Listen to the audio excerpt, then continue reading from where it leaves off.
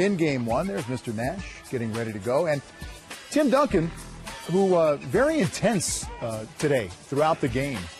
I think he wanted to send a message as well to the visiting Lakers, and the man who guarded him a lot, Dwight Howard. Nash missing the pull-up jumper, and then Nash off the pow screen, and it's going to be a little bit of rust after missing the final 8 games. I don't mind him shooting those shots, though.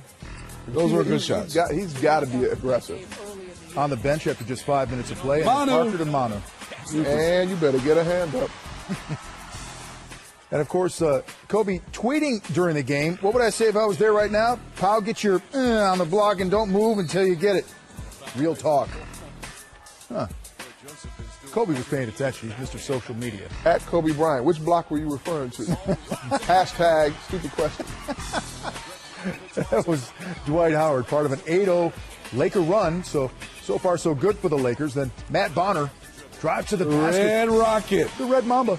When you look at this game, the 10 points for Bonner off the bench, the 18 for Manu, 40 points off the bench to the Lakers only having 10. This was Orlando Dwight. Beautiful pass by Pau Gasol going up top. This combination has worked well, but ooh. Yeah, they had a couple opportunities like this. They attempted. Powell ended up with 6 turnovers in the game. Some of those went awry. Then Parker to Tim Duncan, who finds himself alone. He had 17 and 10 in the game. San Antonio in front. Gasol's pass. Yeah. World peace nearly out of bounds. Look at Tim run. Look at Timmy. To Parker, and look at them get down the floor. I mean, even though Manu gets that layup, did you see Tim Duncan get on his horse and start to run at his age? It's a 10-point lead after the free throw. 45-37 Spurs at the half, and then Nash blocked by Thiago Splitter on the other end. Parker. And that was a problem for the Lakers. I mean, it was. I mean, Tony Parker didn't have the greatest shooting night, 8 for 21, but he made those plays, got into the paint, made things happen with 18 points and 8 assists. Okay, so Nash, now he's starting to feel it a little bit, knocking down some shots, including that long 2 from the corner, and it's a 7-point San Antonio lead. There he is. Number 20 goes on a run. Look at Manu. How do you defend that? You just pick a place where you think he's going. And then it's Blake with a miss. And back the other way. Here come the Spurs. Man, you better pick me up in transition. Manu hits the 3. He scored the last 8 points of the third quarter. The San Antonio Spurs up 70-57. Fourth quarter now. Gasol gets a Nash screen and then nice pass from Nash and hits. Good basketball.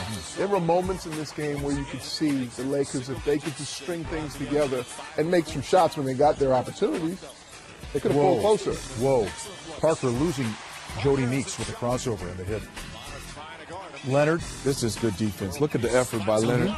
Tony comes up with it, kicks it out. Kawhi Leonard had his imprint on this game. Didn't score by 8 points, but had 11 rebounds, 2 blocks, and 2 steals. And finally we saw Manu the scorer, and now just kicking it out to Bonner. And the 3 splash.